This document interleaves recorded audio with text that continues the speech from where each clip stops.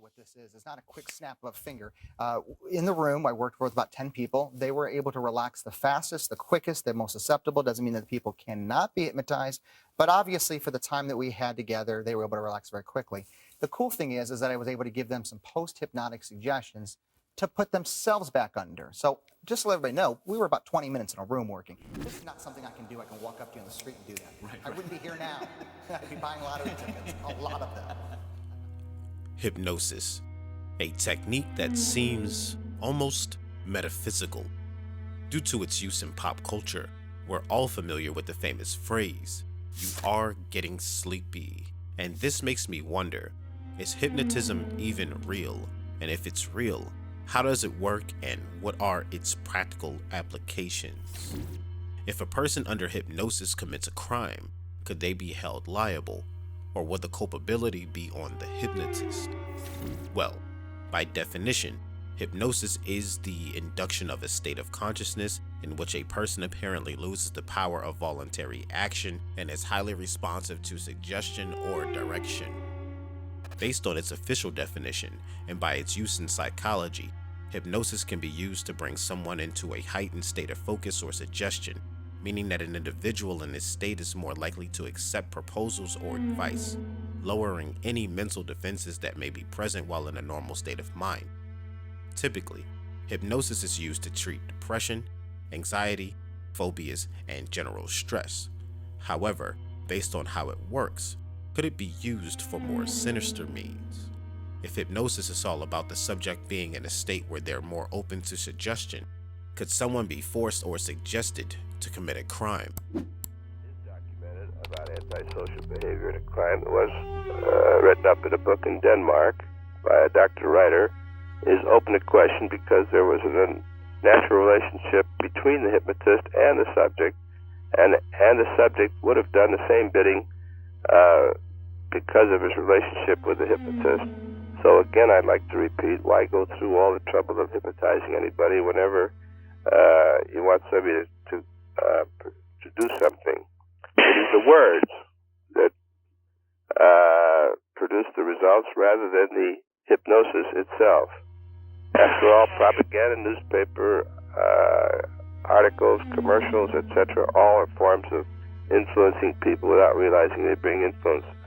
All forms of religious prayer, communion, are all involve a hypnotic-like suggestibility, and certainly no one can say that they're harmful. And no one well, then, in that regard... While hypnosis at its core is all about placing a subject into a heightened state of suggestion, no one is truly obligated to adhere to anything suggested to them. Simply put, hypnosis isn't mind control, and anyone put under hypnosis has full control over their actions. A hypnotist simply aids in calming the mind of a subject in an effort to treat them. So, the answer to the question is no. Hypnosis cannot be used to influence anyone to commit a crime. But what about a mesmerized individual? Religious cult of sorts.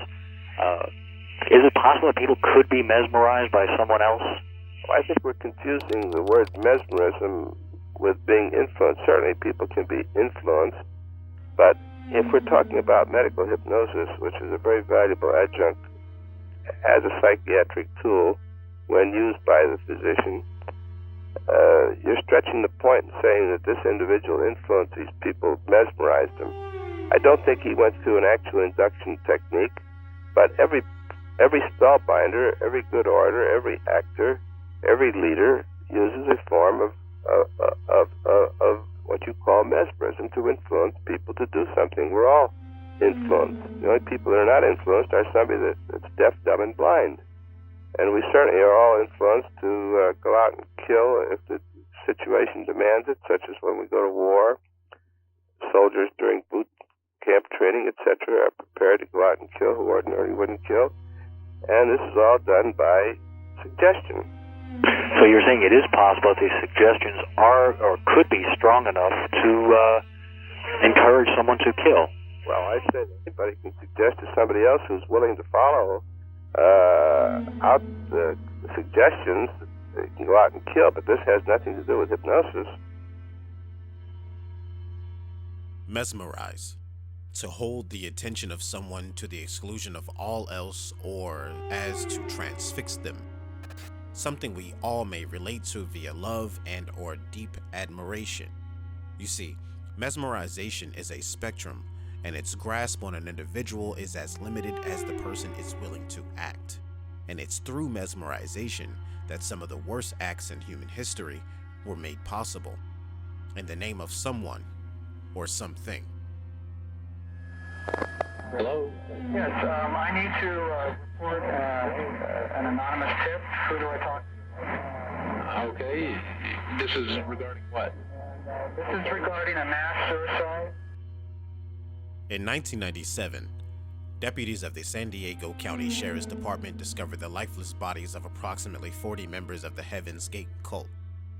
Each member, under the direction of their leader, Marshall Applewhite, laced their food with luminol, drank vodka, tied plastic bags around their heads to induce asphyxiation, all believing that their souls would be collected by UFOs and taken to heaven, all mesmerized by their leader.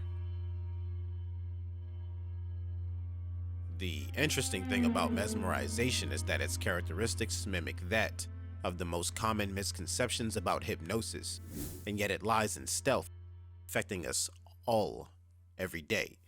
And one could even argue that mesmerization is the real hypnosis. But I wonder though, while anyone can be mesmerized, can anyone be hypnotized? I'm going to say a couple key words. Every time I say the word Atlanta, Andy's phone is his shoe, and it's going to start to ring live on the air. His phone is his shoe. He'll take off his phone, tell the person I'll call him back, and put his phone back on, meaning his shoe. Do you understand? Nod your head. So his phone will ring when I say the word Atlanta. His phone is really his shoe. Hey. Yes. Can Ricky? I'll be right with you. Anyway, wait. If you've never had a chance to experience anything like this, I hope you come see me live, not only here in Atlanta, but around the world. Ricky. You can actually, Ricky, we're right in the middle. What's going, I thought you, what's up? I'm just doing this. Go ahead. Just get, hurry. Okay. Is everything okay? Yeah, I'm sorry. Okay, you're good? Absolutely none of what you've seen in these clips is real. It's all staged. And when it came to the idea of hypnosis, this is what's always come to mind. I mean, it's always how it's been portrayed in the media. A hypnotist would choose a volunteer or any random person from the crowd, and by the end of it, they'd be barking like a dog or believing that they were someone outside of themselves. Now that we know that hypnosis is real, but often exaggerated in the entertainment industry, from a clinical standpoint, is everyone susceptible to the effects of hypnosis? Well, yes and no. It's estimated that about 10% of the human population is highly hypnotizable, and it would be much harder for the other 90% to be hypnotized to a seemingly impossible degree. You see, there are 3 different networks of the brain, and 2 of them are primarily influenced by the effects of hypnosis.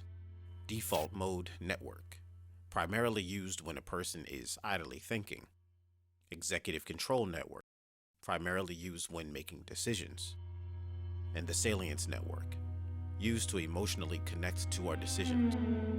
On a regular day, each of these systems are working alongside one another, each having a greater priority over the other at any given time.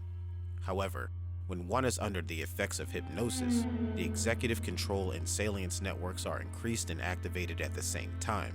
This means that for a highly hypnotizable person, making a decision is the same as connecting to it emotionally, thus making one more open to suggestion. So again, hypnosis is a very real clinical technique, although very rarely used, as its effectiveness is still questionable.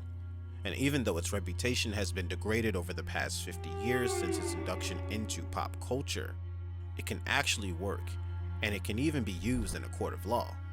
Well, the testimony of someone who gave it under the effects of hypnosis, as it only affects the credibility of the witness and not their competence.